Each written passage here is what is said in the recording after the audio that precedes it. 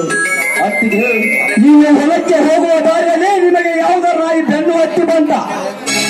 ಹೌದಪ್ಪ, ಕಾಮ ಕ್ರೋಧ ತುಂಬಿದ ಒಂದು ನಾಯಿ ಹಾರಿ ಬಂದು ನನ್ನ ಶೀಲಕ್ಕೆ ಕುತ್ತಿಗೆ ಬಂದಿತ್ತಪ್ಪ. ಮುಂದಿನ ವಿಷಯವನ್ನು ಪ್ರತ್ಯೇಕಿಸದೆ ಹೋಗಿ ನಿನ್ನ ಕಾಲಿಗೆ ಚಪ್ಪರ ಹಾಕಿಕೊಂಡಿರ. ಯಾಕಪ್ಪ?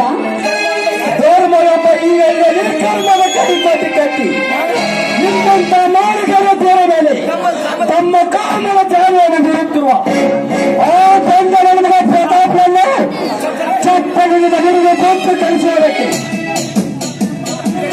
ಬೇಡಪ್ಪ, ಬೇಡ. ನೋಡು, ಪರರ ಏನೇನು ಆಚರಿಸುವ ಅಂತ ಕಾಮುಕನಿಗೆ ನಿನ್ನ ನೆಲೆಯನ್ನು ಕಾಯುವ ಶಿವ ಶಿಕ್ಷೆ ಕೊಟ್ಟೆ ಕೊಡ್ತಾನೆ.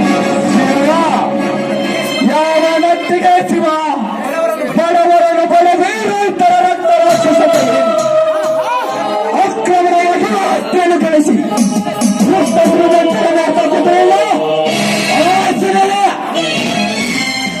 ಎಲ್ಲ 10-12 ವರ್ಷದ ಬಾಲಕಿಯರಿಗೆ ಲೈಂಗಿಕ ಕಿರುಕುಳ ಕೊಟ್ಟು ಕೆಟ್ಟ ಕಾಮುಕರನ್ನು ನೋಡ್ತಾ ಕೂತಿರಲ್ಲ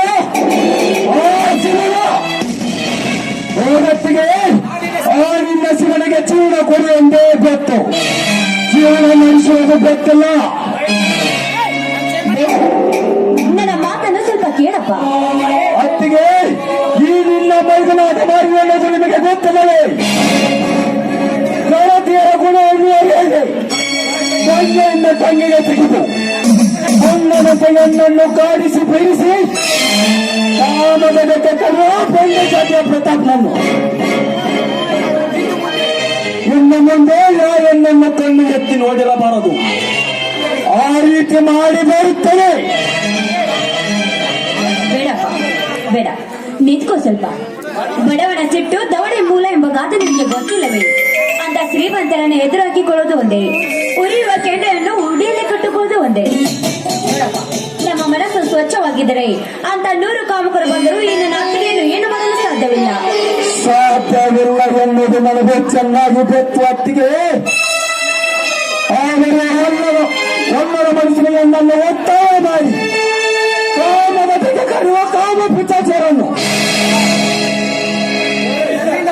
ಜನರಿಂದ ಹಿಡಿಯೋದಕ್ಕೂ ನೋಡತ್ತಿಗೆ ನಾನೀಗ ಅವನನ್ನು ಇಷ್ಟೇ ಬಿಟ್ಟರೆ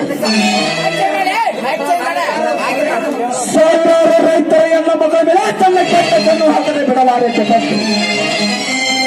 ನಿನ್ನನ್ನು ತಡೆದು ಮಾತನಾಡಿಸಿದ ತಪ್ಪಿಗೆ ನಿನ್ನ ಪಾದಕ್ಕೆ ಬಿದ್ದು ಕ್ಷಮೆ ಕೇಳಬೇಕು ಅನ್ನು ಎಲ್ಲ ಈ ನಿನ್ನ ಮೈದನ ರಾಯಣ ಪಟ್ಲಿ ಬಾಯಾಗ